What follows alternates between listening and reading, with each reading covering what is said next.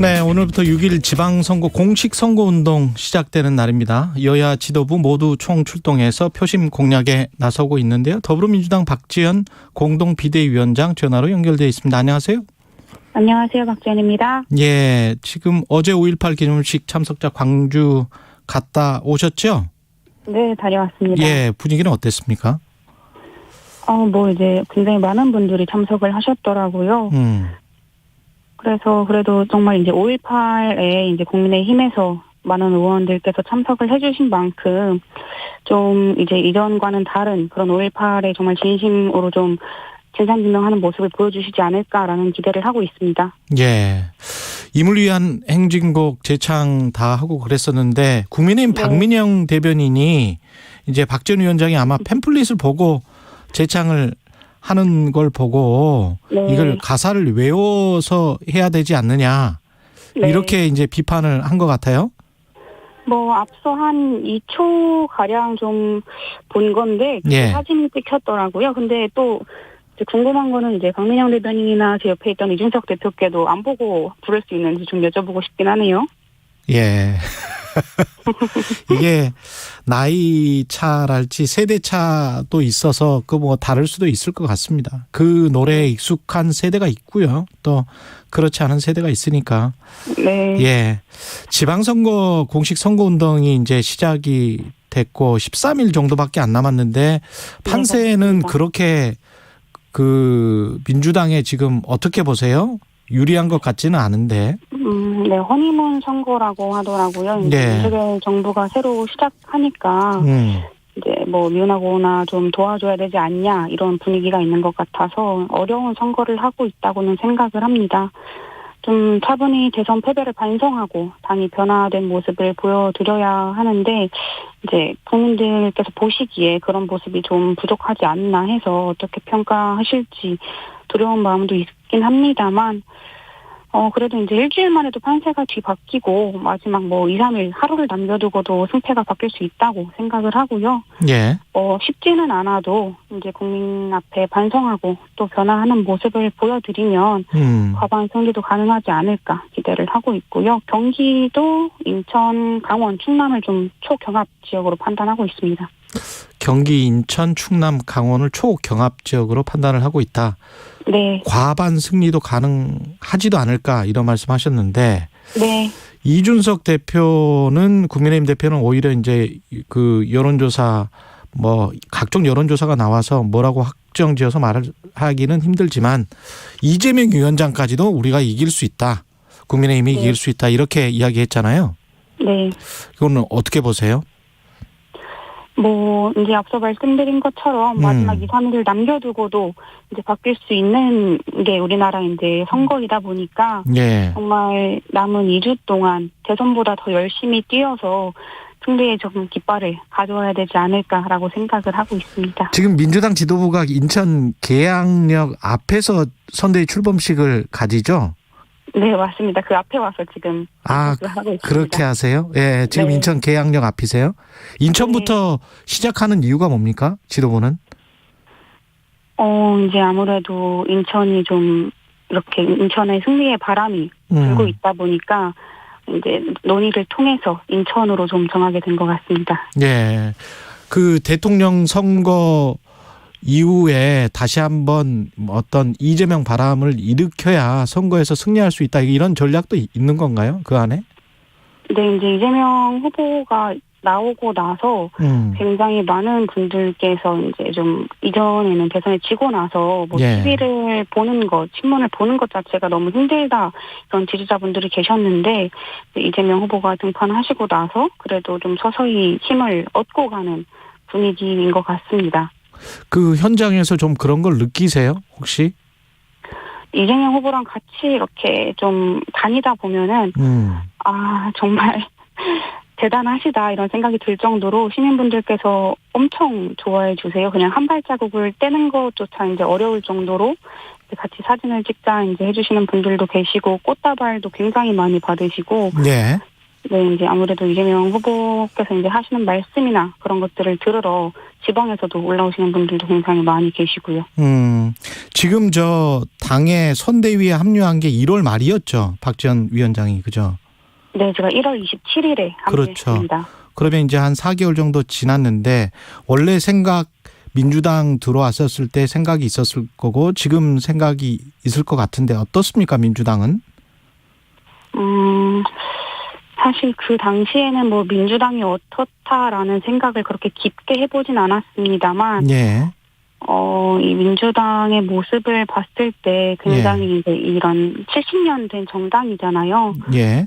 역사가 깊고 정말 우리 민주주의를 실현하기 위해서 노력을 하고 있는 정당이구나라는 생각이 들기도 하지만, 좀 민주당이 가지고 있는 그런 국민들께 가지고 있는 이제 기득권 그리고 내분안불의 그런 이미지를 이제 좀 많이 혁신하고 쇄신해 나가야 하지 않을까라는 생각도 많이 가지고 있습니다. 예.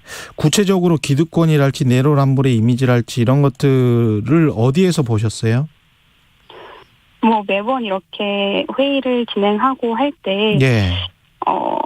일반 국민, 청년, 이제 여성 그런 사회적 약자의 시각과는 좀 충돌이 되는 지점들을 느낄 때가 있더라고요. 근데 그거에 대해서 이제 설명을 드리고 논의를 하고 이제 합의를 해나가는 과정 자체가 이제 민주주의라고 생각을 해서 열심히 토론을 하고 있습니다.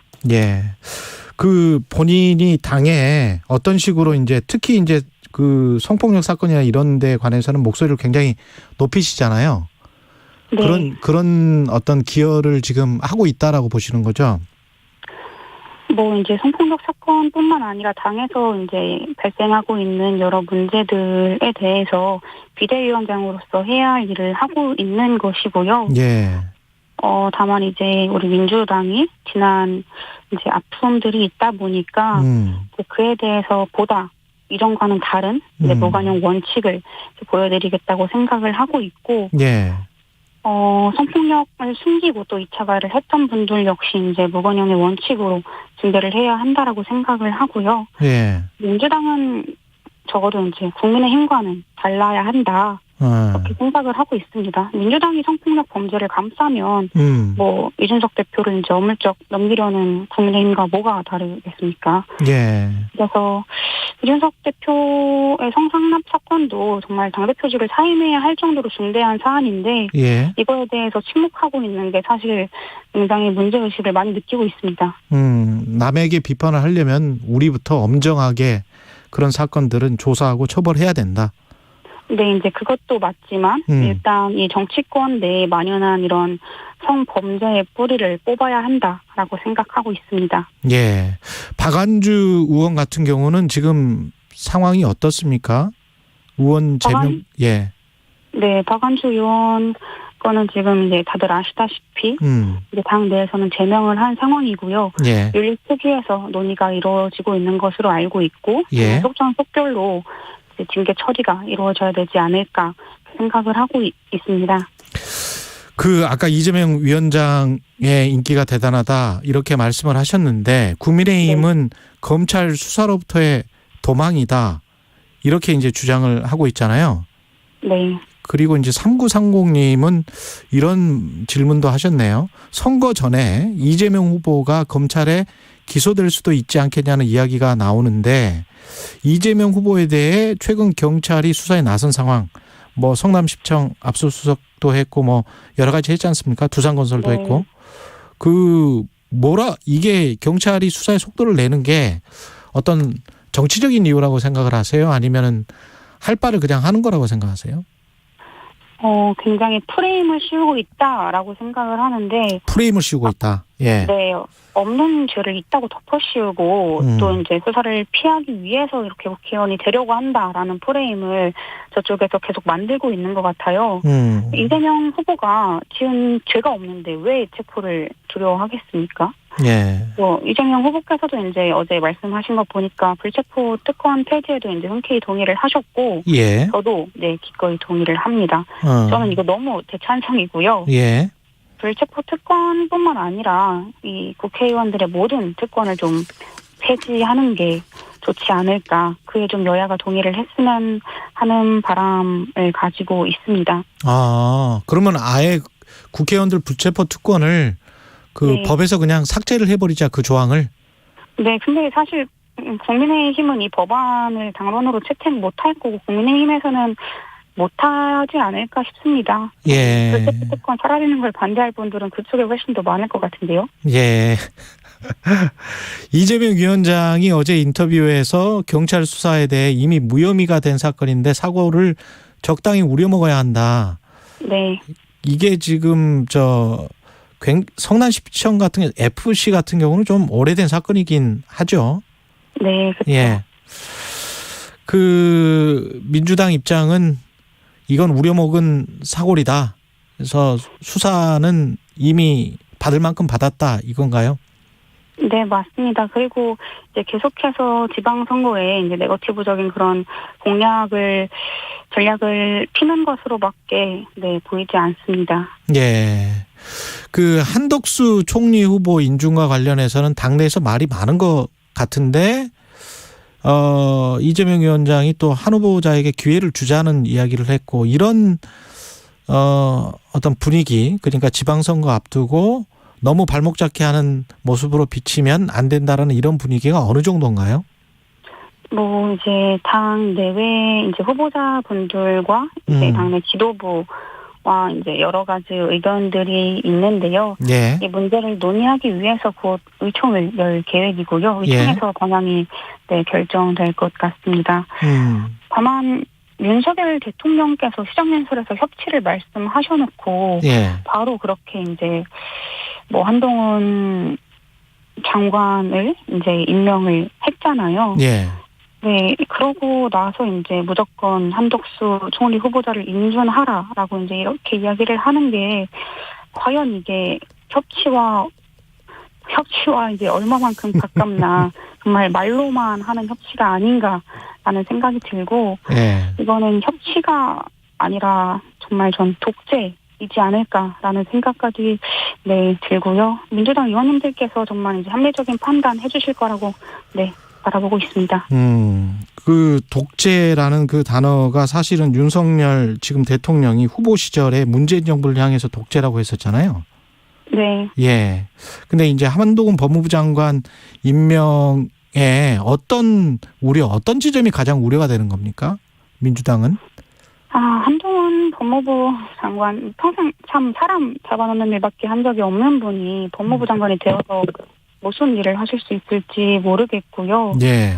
공직자들 겁박해서 뭐 맹세하게 하고 문재인 정부 인사를 잡아놓고 국회의원 뒷조사하고 이런 부분들을 이제 국민들께서 다 알고 계시는데 또 한동훈 법무부 장관이 이번에 검찰을 두려워할 사람이 범죄자뿐이다 이렇게 말씀을 하셨더라고요. 그렇죠. 예. 근데 선량한 시민을 이제 간첩으로 조작했던 검사를 또 세월호 사건 은폐를 주도했던 검사를 비서실에 데려다 놨는데 어떤 국민이 검찰을 두려워하지 않을 수 있을지 또 내가 언제 없는 죄를 뒤집어쓰고 감옥에 갈지 모르는데 참 이 말이 과연 국민들께서 납득을 하실 수 있을지 모르겠고 내 편이 경력을 위조하면 또 모른 척하고 상대편이 경력을 위조하면 뭐 4년형 이렇게 지금 징역형을 때리고 있는 이 선택적 법치가 아무래도 가장 두렵지 않나 싶고요. 가장 걱정되는 것은 우리나라의 법치가 공정한 법치가 아니라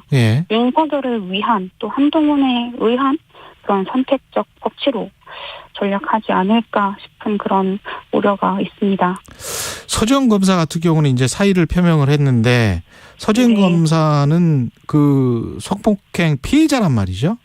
피해자인데 검찰 조직에서 사실은 그 여러 차례 가해를 당했던 거죠. 어떻게 보면 집단적으로 문화적으로. 네, 맞습니다. 뭐 그런 서지현 검사님 같은 분을 저도 이제 서지현 검사님이랑 같이 법무부 디지털 성범죄 등 TF에서 같이 일을 하면서 옆에서 검사님이 어떻게 일을 하시는지 봐왔던 사람으로서 이렇게 일을 하는 사람을 어떻게 그런 식의 이렇게 차임을 표시하게 했는지 하는 그런 안타까운 마음이 많이 듭니다. 예. 그 어제 이 TF 서정 검사가 맡고 있었던 디지털 성범죄 TF의 자문위원회 전문위원, 자문위원 22명 중에서 17명이 집단 사퇴를 했습니다. 네. 그러면서 이제 입장문을 냈는데 한동훈 법무부 장관이 서 검사를 두려워할 만한 이유라도 있는 것인가 이런 입장문을 냈단 말이죠. 서정 검사를 이제 다른 곳으로 보내고 난 다음에 이런 입장문이 나왔는데 이 상황은 어떻게 보십니까? 그에 대해서는 이제 저도 같은 전문위원이었기 때문에 같이 논의를 했었고요. 예. 너무 공감이 가는 내용인 거죠. 사실 이제 이 한동훈 법무장관 임명 강행과 함께 이런 서정 검사님 같은 검사들을 숙청하는 게 이제 검찰 독재를 본격화하겠다는 그런 신호이다 보니까 그에 대한 문제 제기를 전문위원님들과 같이 좀 한 것이죠. 예. 그리고 오늘 인천 출정식 이후에 이제 일정이 대구로 내려가시죠?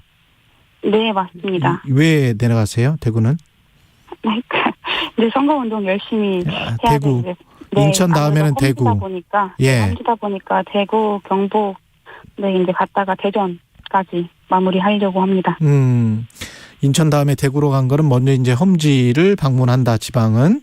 근데 이제 그 홍준표 국민의힘 대구시장 후보와 설전도 좀 있었죠. 네. 뭐 설전이라고 할 수 있을까요? 예. 홍 후보가 가짠다. 듣도 보도 못한 사람이 버릇없다. 듣도 보도 못한 사람이라고 하기에는 뉴스를 너무 안 보시는 게 아닐까 싶은 생각이 드네요. 예. 불쾌하지는 않으셨고요? 네, 워낙 일이 많다 보니까 그렇게 불쾌할 정도로 신경 쓸 사안은 아니었습니다. 예. 앞으로 민주당 어떤 방향이 돼야 되는지 짧게 마무리하고 끝내겠습니다. 예. 네, 앞으로 민주당은 정말 이제 변화를 해야 한다라고 생각을 하고 있고요. 이번 지방선거에서 민주당은 심판이 아닌 정말 일할 사람을 이제 뽑아주셨으면 좋겠다라고 말씀을 드리고 있습니다. 가벼운 눈송이도 이제 계속 쌓이다 보면은 이제 나뭇가지도 부러뜨릴 수 있잖아요. 그래서 이제 국민들께서 이제 언제 알아주실 수 있을지 모르겠지만 정말 누가 알아주든 알아주지 않든 묵묵히 할 일을 할 수 있는 그런 정당으로 가야 한다라고 생각을 하고 있고. 여기까지 듣겠습니다. 박지연 민주당 공동비대위원장이었습니다. 고맙습니다. 감사합니다.